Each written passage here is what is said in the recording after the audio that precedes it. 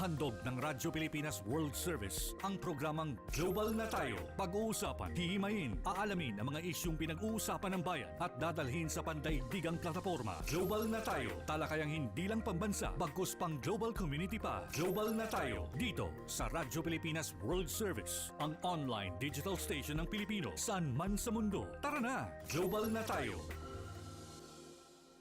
Muli po isang mapagpalang pagbati mula po dito sa inyong himpilang Radyo Pilipinas World Service. Ito po ang programang Global na Tayo at ako po yung lingkod, Ray Sampang. Kasama pa rin natin ang ating Global na Tayo team mula po sa ating Master Control, sila Milo Jonela, sa Wirecast, si Hero, and of course sa atin pong live audio streaming, kasama natin si Jerome Toledo at siya na rin pong nagsisilbi nating executive producer for today, every Friday. Ayan. At ang programang Global na Tayo ay inyo pong masusubaybayan, mapapanood live sa pamamagitan po ng ating Facebook broadcast live.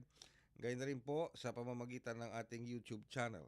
At sa ating shortwave broadcast, mapapakinggan po sa iba't ibang panig ng mundo sa pamamagitan ng ating shortwave broadcast gamit ang mga shortwave transmitters ng Voice of America. Ayan. So, please like and subscribe sa ating pong mga social media platforms, sa ating Facebook page at sa ating YouTube channel. Paki-subscribe na rin po. Ayan. Kamusta na po kayo ngayong araw na itong? Today is a Friday here in the Philippines. At ika nga po, kami ay patuloy pa rin nakikibaka sa pang-araw-araw na hamon sa buhay dahil po sa patuloy na pagsirit ng presyo ng produktong petrolyo dito po sa Pilipinas, sanhi ng nangyayaring sigalot sa gitnang silangan o sa Middle East, kung saan nalalagay din po sa alanganin o panganib ang buhay ng napakarami nating mga kababayang overseas Filipino workers o Filipino diaspora sa Middle East. Kabilang na rin po dyan yung mga Philippine embassies natin po sa Middle East, Philippine consulates, yung ating mga Filipino communities, siyempre kahit nakakaranas din po sila ng pangamba sa kabila ng patuloy na pagbibigay ng serbisyo publiko sa ating mga kababayang overseas Filipino workers, land-based man or sea-based. At sa pagkakataong ito, tayo po'y mapalad, tayo'y pupunta sa United Arab Emirates. At makakapiling po natin, makakadaupang palad natin si Ambassador Alfonso Ferdinand Ver, Her Excellency Alfonso Ferdinand Ver, ang ating pong ambassador sa Philippine Embassy in the United Arab Emirates. Magandang umaga po mula dito sa Pilipinas, Ambassador Ver. Si Ray Sampang po ito sa programang Global na Tayo. Magandang umaga, Sir Ray. Kumusta uli? Kita uli tayo. Thank you very much po. Again, muli, kami nagpapasalamat po, Ambassador Ver, sa pagpapaunlak po ninyo sa ating programa sa Global na Tayo. Siguro po, Ambassador Ver, unang-una, katanungan ko muna, kamusta muna kayo? How are you doing, Ambassador Ver, together with other embassy officials natin dyan sa United Arab Emirates? Oh, thank you for your concern, Sir Ray. It's 6:30 in the morning here, Friday morning. Okay, we're good. The embassy has never stopped operations. Patuloy kami bukas sa mga kababayan natin kung anong pangailangan serbisyo at para makapagbigay din ng mga advisory, tumugon sa mga tawag, sa mga email. So, papasalamat ako na over the magdamag, no, kagabi at mula kahapon, walang mga alert at walang mga bagong pumasok. So, tuloy-tuloy lang. Thank you. Okay kami. Kasama na rin ang community. That's nice to hear, Ambassador Ver, na medyo huminto na ba? Tama ba dinig ko? Medyo humupa o huminto na yung mga airstrikes? Napaka-efficient kasi nung alert system nila dito, Sir Ray. Okay, good. Maka-receive mo sa text. Mm. Talagang may dadating sa'yo na isang text o dalawa na sasabihin, mag-ingat, look for a safe place to go, stay indoors, stay away from windows, meron lang sila nasikaso. Tapos after a few minutes, napakakalmado rin nung message. Tapos after a few minutes, kung okay na, okay, everything, you can resume your work, you can resume. So, Simula siguro mga tanghali kahapon o mas maaga pa, wala na akong nadinig. Good. Tinatala ko rin, ini-screenshot Mm. ko 'yun. So hanggang ngayong umaga Mm. paggising ko, kung minsan nagigising kami sa gabi, so ito masarap-sarap ang tulog namin kagabi. Well, that's nice to hear, Ambassador Ben, kahit papaano nakabawi-bawi kayo sa pahinga at sa tulog. Kasi iba yung mga naranasan ninyo nitong mga nakalipas na at least yung first 3 days ng Iran Yeah. retaliation, ano? Ang ano diyan is, talagang kung susumahin mo lahat ng mga missile na pinalipad na, Mm. pinakamarami actually ang pinalipad dito sa UAE. Wow. More than the all missiles launched in the other GCC Wow. countries in Israel. Wow. Halos doble. Kaya Wow. nga nagpapasalamat kami, napaka-efficient ng air defense system nila. Very over 90% ang nai-intercept. Halos Mhm. 2,000 na, Sir Ray, ang pinalipad dito. Missile, drone, Wow. mga kung Wow. ano-ano. And I'd like to say din na salamat naman, thank God na we only have 2 minor injuries Mhm. sa ating mga kabayan.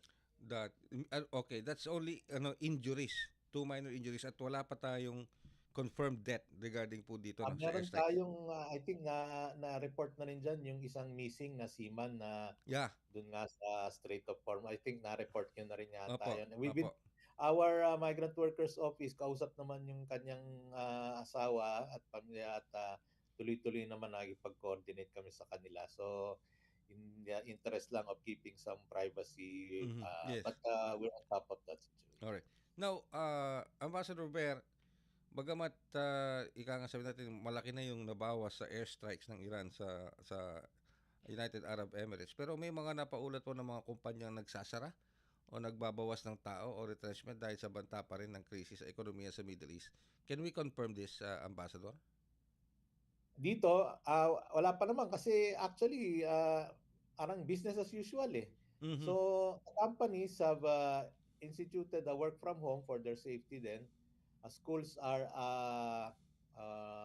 on distance learning. So, pero wala pang mga major na nagsasara. May naririnig-rinig kami but it's a temporary measure lang din siguro, dala nga ng ng nangyayari. Pero yung massive na layoff na wala pa naman kaming nadidinig, thankfully. Mm. Mhm. Alright. Sige. Pero sa ngayon po wala tayo mga kababayan na nagre-request ng repatriation or seeking shelter sa ating embahada, Your Excellency. Yung sa Let me just clarify yung shelter, no? Si dito wala yung shelter gaya nung sa Israel, no, na Mhm. nasabi na meron underground bunkers, wala po tayong ganun dito. Ang advice ko na pinapanigan natin ay yung advice mismo ng gobyerno na shelter in place, stay safe in your homes dahil gaganda naman yung mga struktura dito, pati yung mga bahay ng ating mga Mhm. workers, no? So, ah pag naka-receive na ng alert, they stay indoors, stay away from windows, ano. Sa embassy kami rin gano'n, ano. So, wala kaming mga underground, mga shelters na gano'n. So, at least nakakahanda yung mga tao and resulta nga nun yung wala tayong masyadong injuries, no. Sa repatriation naman, unti-unti, nung starting March 4, so more than a week now, may mga naglunsad na, nag-recover na ng flights. Like for example, Emirates. Mhm. Uh, from March 4 until today, they've launched 18 flights. So nakahabol na rin from Dubai yon. So out of 2 flights a day na ngayon. So nahahabol na nila yung mga backlog nila sa Mhm. mga na-stranded. Mhm. Dito sa Etihad, may magdadalawang flights na kasama yung mamayang gabi. Tapos nakapag-repatriate din via Oman. Mhm. Tapos meron din mga iba-ibang routes, no. Ang magandang balita diyan na today, pag matuloy yung isinasagawang special repatriation flight nga na sinasagawa ng Migrant Workers Office sa pamumuno ni Department of Migrant Workers. So ang ating kalihim na si Secretary Hans Kakdak ay pamumunuhan yan. There's a plane that will be flying out from Fujairah, one of the Emirates here, at Mhm. mga 480. So halo-halo na yan, may tourists, may yung mga na-stranded na Mhm. tapos yung mga OFW din. So pero pangkalahatan, hindi pa rin gano'n kalakas ang kasi payapa at I mean, nananalig naman sila at they're very safe and come here. So hindi ganun din kalakas, no, but we are assuring everyone na this will be the first flight this afternoon at kung Mhm. sana manumbalik na rin yung commercial flights ng ating Philippine Airlines at Yes. Cebu Pacific. Tuloy-tuloy na yan. So let me just clarify this, Your Excellency, Ambassador Ver. Ah, hindi na ano ang tawag dito, how can I put this? Ano na, ano lifted na yung restriction sa airspace diyan po sa UAE at kahit papaano Ah, nakakabiyahe na. may napagkasunduan sila what they call safe corridors Safe corridors. ah, Okay. na nadadaanan ng mga ibang flights. Mm. And there is one report that up to 48 flights an hour ang Wow. pwedeng lumipad dito. There is meron lang silang dadaanan, so you have to follow that. And yun na nga, yung 18 flights from Emirates, nandun kami, yung consulate natin doon, yung minsan yung ah, halo-halo na rin doon na yung isang gabi yung dito sa Etihad from Abu Dhabi. So lahat at nakakabalik na rin yata sila. So yung mga kababayan din natin na nandyan na nais din sana bumalik sa mga trabaho kung gusto nila, pero sana tignan muna natin kung safe na rin, ano. Mm. Pero there is a very safe air corridor respected by all parties involved, which has allowed these flights to That's na. continue. And Mm. sabi nga ng Emirates, for example, they are about to recover up to 80% of their Wow. network. Okay. And we have a Global network yun. Yeah. scheduled repatriation flight this afternoon habang nag-uusap tayo. Afternoon. Oh. Yes, Sir Ray. So, andito na yan, yung aeroplano, andito na, naka-ready na. Kaya, talagang meron na tayong Wow, that's first nice to hear. batch. Mhm. Mhm. Pero alam nyo, Your Excellency Ambassador Ver, dito, napapansin ko sa mga social media posts, napapansin ko parang may may sumabog sa UAE, may sumabog, may tinamaan dito, medyo may magulong lugar. So parang ano ito, disinformation, parang fake news ang lumalabas dito. Meron din ba nakakarating sa inyo ng mga ganitong mga reports sa social media? Yes, thank you rin. Finally, I get an opportunity to clarify that here. We're very safe here. Pero syempre, meron pa rin mga, yung, nagbibideo at para Mm. makapag-content ba. So, ang unang-una, we're abiding by the, ano here na, please listen only, sinasabi namin sa mga kababayan natin, to official sources, listen only to the advisories that we give, at wag masyado maniwala. At ang maganda nga niyan, pati yung mga ibang kabayan natin, sila na nagka-counter eh. Okay. Sila na nagka-counter dun sa mga Mhm. nagka-fake news. Ay, okay kami dito. Okay na. Mhm. So, and uh, actually, meron ang batas na wag tayo magganto dahil na-alarma nga yung mga tao. Yes. So, isang ano yan, ah, nababawasan na rin kasi talaga napapatunayan na ang nakikita nila yung stability and confidence in the government here na safe and protected sila at Mm. pinapangalagaan lahat. Pilipino, ibang lahi man at pati yung mga nationals nila, syempre. Okay. So how do we address those sabi natin misinformation, disinformation and mga fake news amba? Do we disseminate yung tamang impormasyon sa ating mga Filipino communities, and does the embassy Yes, also provide your own social media yes. platform? Aside from advisories, dahil beses na rin akong na-interview. Yes. And dahil we had we had a hearing with the Oo. Committee on Oo. Migrant Workers and Mhm. Committee on Foreign Relations the other day. Na lahat kaming mga ambassador at mga representante dito ng ating pamahalaan, napaiwatag namin ang tunay na sitwasyon at ang mga efforts na ginagawa natin at pati yung mga local press at mga local. I've Mhm. gone to the Mhm. communities. Mhm. I've joined the Muslim community for iftar. I went to the church to spread the news, to stay calm. So, and everyone is like a spokesperson na rin. Gaya nga sabi ko na sila na mismo na nagsasabing Mhm. okay tayo dito, mag-ingat lang. Of course, syempre kailangan don't spread the fake news and listen only to sources. At saka yung mga nagsasabi na naubusan na raw ng pagkain, hindi po Yeah, totoo that's yan. true. Yung Mhm. mga wala nang ano, Mhm. Pondo. wala na tayong pansalag ng mga missile, hindi po totoo yan. Mhm. Patuloy po nagpapatrolya yung mga UAE Air Force, kahit yung mga ibang fighter jets nila, yung mga ibang helicopter. Yung mga Apache kasi kaya nilang patumbahin yung ano yung mga mababagal na drone. Okay. Kaya pag may tinamaan na drone, kaya nakadagdag sa ano, I just want to ano, yung mga dagundong na nadidinig natin, actually, senyalis yon ng na-intercept. Mhm. Mhm. Sa Himpapawid, it's in the airspace, it's high above our airspace na Mhm. doon Mhm. sumasabog. At ang explanation doon dahil parang dalawang bomba kasi yon Sir Ray. Yung talagang papasok na drone, for example, at saka yung sumasalubong na missile na mag-intercept. Mhm. So parang dalawa. Pag sumabog yon parang mas malakas yung dagundong, Aha. pero malayo yon. Sa Okay. taas yon at dahil yung sa Himpapawid nga, parang mas makalat yung ingay. Mhm. Pero alam na ng mga tao na na-intercept yon. Mhm. Ang danger lang doon, yung debris nga. Mhm. Kaya kailangan pumasok tayo. Yung mga ibang natamaan dito na mga building at saka ano, mostly debris yun eh. Kaya Mhm. Mhm. tapos yung mga ibang tao lalabas kung gusto makapulot ng debris. So, Ganun. Ano di, yung, wag mo sabihin sa akin, amba, Pilipino yun. Alam mo naman ang Pilipino ah, ah, dito sa atin eh. hindi naman po. Lahat-lahat naman. May nag-share na rin sa akin, kabayan natin, sa niya, ba, nakapulot ako. So, naku ka, ako mag-ingat ka at baka souvenir na eh. So, yan, labas-labas sila at may gana pa sila mag-ganon. No?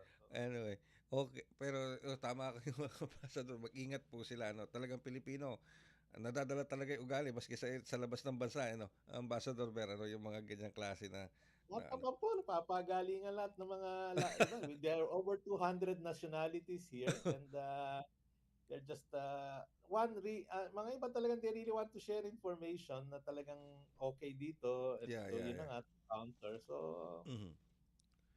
Pero ito pong sakaling tumindi po ang tension diyan. Hopefully hindi na, no. Hopefully ma-maintain na yung ganyang sitwasyon na medyo papunta na tayo sa much more calmer na sitwasyon diyan sa Middle East, particularly diyan sa UAE. Pero of course we cannot isang tabi yung isang senaryo na baka bumalik ulit, baka lumala ulit ang sitwasyon. Pero how prepared is the embassy, especially yung inyong pong protocol for evacuation dahil ito pong si Pangulong Marcos Jr. Talagang iginigiit niya at talagang nakikita niya yung repatriation na talagang dapat maging maging priority, ambassador. yes, sir. Ito nga special flight mamaya ay bunsod na rin yan ng kautusan ng ating Pangulo, of course. At inatasan nga niya Secretary Hans Kakdak to the Department of Migrant Workers. And that's the first flight. No? So, gaya ng sinabi ng ating Pangulo, sinigurado din natin na safe din yung paglipad, no? Yung Mhm. mga daanan. So, nakita naman natin, gaya na sabi ko kanina, may mga safe corridors na.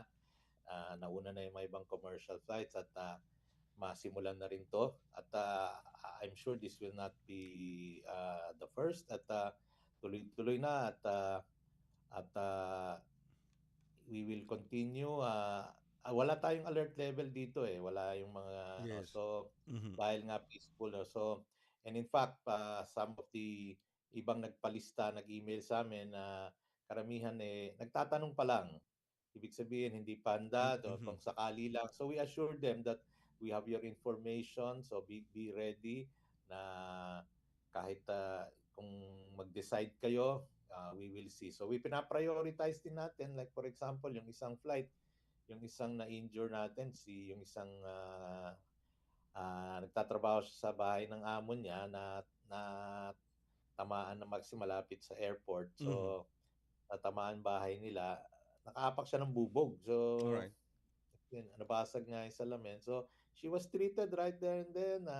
Emergency medical personnel treated there and on site. Pero sabi nga ng magulang niya, iha, uwi ka na. So, inatin namin. So, yung Oh. isa, Yung isa naman, he was in his car kasi yun ang trabaho niya, parang salesman siya, natamaan ng debris. So, nakausap ko rin siya ng isang araw, okay siya, nadalaw ng ating opisina sa Dubai at samahan pa siya sa mga follow-up consultation niya at check-up niya. So, Mm. we're ready, we have systems in place, and we are very glad also that this government has a very systematic, very efficient emergency and medical preparedness then. All right. Okay. And with that, Ambassador, I'm very, very glad and I'm very, very happy na safe po kayo, Ambassador Ber. Ilang beses na rin po namin kayo nakakasama dito sa ating programang World Service. Kulang na lang sabihin kung suki natin yan. Si Ambassador Ber. Ano, sa ating programa talagang kahit ano, sa mga nakikinig at nanonood po sa atin sa mga oras na ito. Alam nyo, iba yung time difference sa Middle East dito sa Pilipinas. Napakalaki po ng time difference niyan. Pero alam niyo, hindi ko matatawaran ang dedikasyon at public service ni Ambassador Ber sa pagsisilbi sa taong bayan. Lalo na sa pagbibigay ng tamang impormasyon. Mas kinaalanganing oras, madaling araw, anumang oras, gisingin man namin siya. Hindi nagre-reklamo yan. Ano po kaya maraming salamat po, Ambassador Ber. At Always ready naman kami. Okay nga, 6:30 na nga yung dito eh. okay, medyo ano na. Pagkatapos nito, diretso na nga ako sa opisina. Yung ibang kadalasan natin, alas 4 ng umaga. yung isang programa ko kasi yung Sir Ray, we're ready. Yung isang programa ko kasi yung sa Bangon, ano yun yung mga pumapatak ng alas 4, alas 3, no? Pero gumigising pa rin. Talaga nakakasama pa rin si Ambassador Yes, Beso. importante makapagpahiwatig tayo ng impormasyon Yes. sa mga kababayan, makalma sila. So thank you rin sa opportunity na to at sa Thank you. serbisyong ginagawa mo. Okay. Maraming salamat din po, lalo na sa inyo at sa mga staff natin ng sa ating Philippine Embassy. Ingat po lagi, Ambassador Ber. Our prayers are always with you. Thank you po, Thank you. Ambassador Ber. Thank you. Ingat. Ang ating ambassador to the United Arab Emirates, Her Excellency Alfonso Ferdinand Ver. Magbabalik po kami makalipas ang ilang paalala. Mabilis ang trivia, dagdag talino. Heto na ang Dagling Kaalaman. Alam mo ba na ang Pacific Ring of Fire ay tahanan ng mahigit 75% ng mga aktibong bulkan sa buong mundo? Matatagpuan ito sa paligid ng Pacific Ocean at dito nagaganap ang pinakamaraming lindol dahil sa patuloy ng paggalaw ng mga tectonic plates. Sa Pilipinas, bahagi tayo ng Pacific Ring of Fire kung kaya't madalas tayong makaranas ng pagputok ng bulkan at mga lindol. Meron tayong mahigit na 20 aktibong bulkan, kabilang dito ang Bulkang Mayon, Taal at Mount Pinatubo, ilan sa mga pinakakilalang bulkan sa buong mundo. Kaunting kaalaman na malaking dagdag talino. Abangan muli ang susunod na Dagling Kaalaman. Kapag napinsala ng bagyo, normal lang na panghinaan ng loob o malungkot. Ang mahalaga, ready tayong bumangon. Ikaw pa, Enoy ka. Kaya pagligtas ng bumalik sa bahay pagkatapos ng bagyo, i-check agad kung may nasira dito. Make sure na hindi basa ang mga outlet ng kuryente bago buksan ang main switch. Kung may nakita namang sira sa mga kable ng kuryente, i-report agad sa otoridad. Itapon din ang mga naipong tubig ulan para hindi ito pamahayan ng lamok. Babangon ka, di ba? Babangon. Ikaw pa. #panatag ang may alam. Maging panatag Pilipinas. Mas pinadali na ang government transactions sa tulong ng eGov.ph Super App. Pwedeng-pwede mo nang magawa ang lahat ng ito. I-download ang eGov app sa iyong smartphone o tablet mula sa App Store o Google Play Store. Pagkatapos, ilagay ang iyong mobile number at i-authenticate gamit ang one-time PIN o OTP para marehistro ang iyong account. Saka ilagay ang iyong mga pangunahing impormasyon at kumpletuhin ang facial recognition technology para sa verifikasyon ng iyong pagkakakilanlan. Para sa mas mabilis at mas maayos na serbisyong panggobyerno, gamitin na ang eGov.ph Super App. Kayo po ay patuloy na sumusubaybay sa ating programang Bangon, Bayang ang sa ating programang Global na Tayo. Ayan, na-mix up ko tuloy kasi kausap natin si Ambassador Ber. Ilang beses din natin nakausap at na-interview si Ambassador Ber sa Bangon Bayang Mahal, ano, sa ating kapatid na himpilan. At dito rin sa atin, ano, kaya suki na natin yan, si Ambassador Ber sa PBS.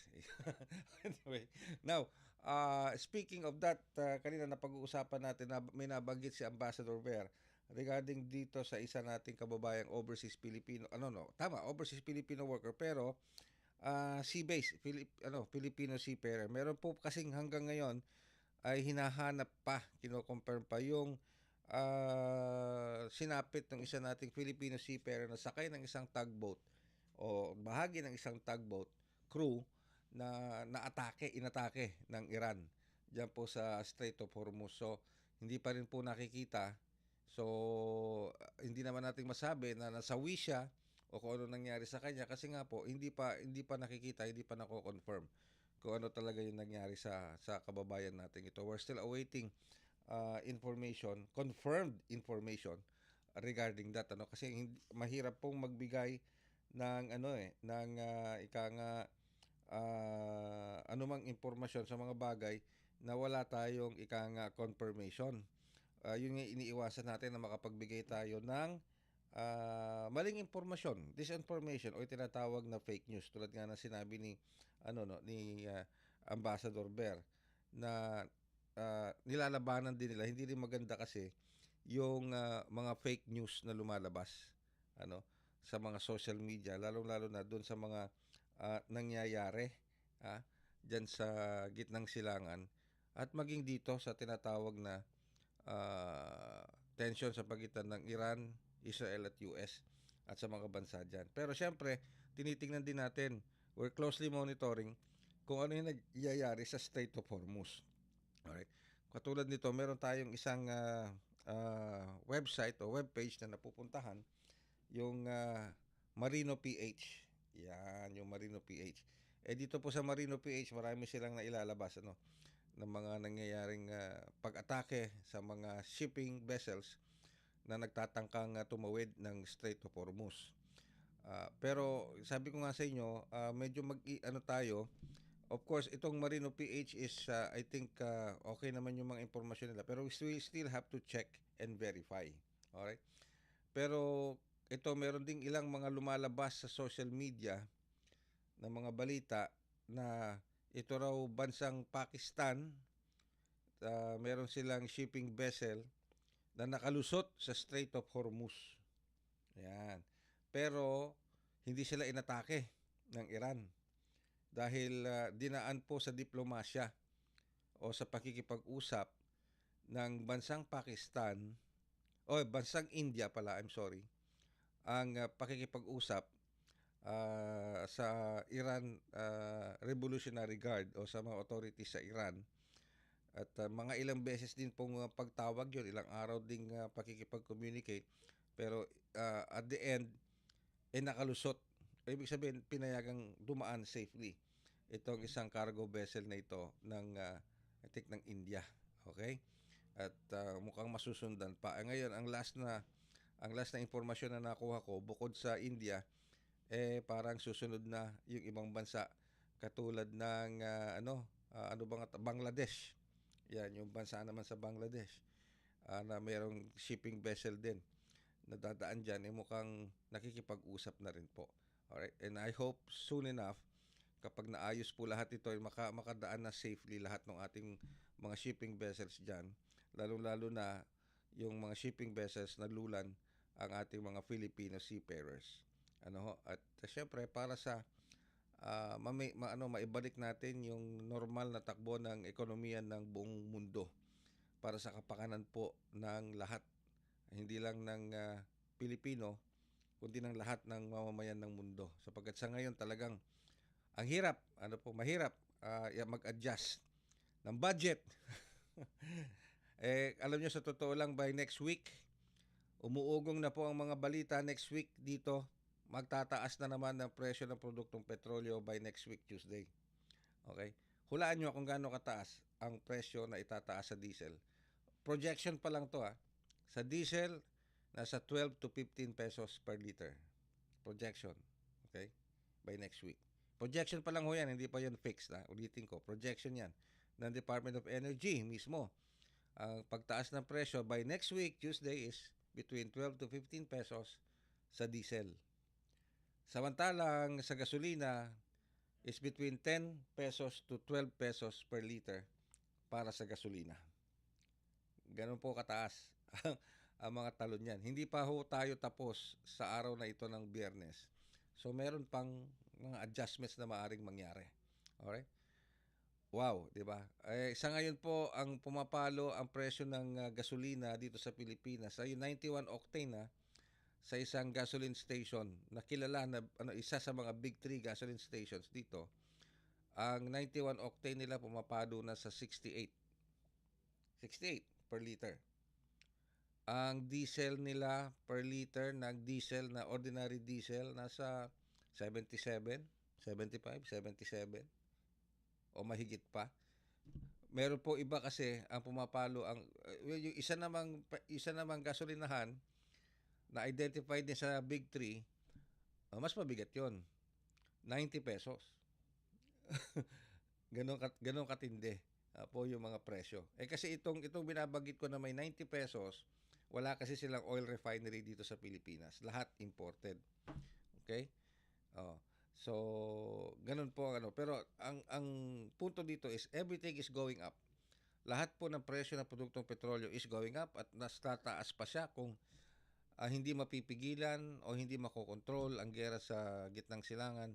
Asahan pa ho natin ang pagtaas niyan, hindi lang next week, kundi sa mga susunod na linggo. Ang tanong nga po ngayon, hanggang kailan ba ang duration ng Middle East tension na yan na sinimulan ng US at Israel laban sa Iran? 1 buwan, 2 buwan, 3 buwan. Okay? So, yun ang kinakailangan nating bantayan. Dahil the longer it goes, the longer yung agony na mararamdaman ng global economy, which will mararamdaman din natin dito sa Pilipinas. Baka kinakailangan na po talagang gamitan ng diplomasya, cooler heads prevail, and diplomatic avenues must be explored to stop this. At for the sake of humanity, for the sake of our children, and the next generations to come. Di ba? Let peace have its time naman. Di ba kayo nagsasawa sa gera? Lagi na lang. Hindi pa nga tapos yung gera ng Ukraine, eto pa isa. Di ba? Anyway, yun just my peace of mind, my 2-cent opinion on the matter. Maraming salamat po sa inyong pagsubaybay sa isa pang edisyon ng Global na Tayo. Dito pa rin sa Radyo Pilipinas World Service. At tabayanan po ninyo ang mga susunod pa nating programa dito sa Radyo Pilipinas World Service, Bridges on Air, kasama natin ang Commission on Filipinos Overseas. Uli, maraming salamat po hanggang sa susunod na edisyon ng Global na Tayo.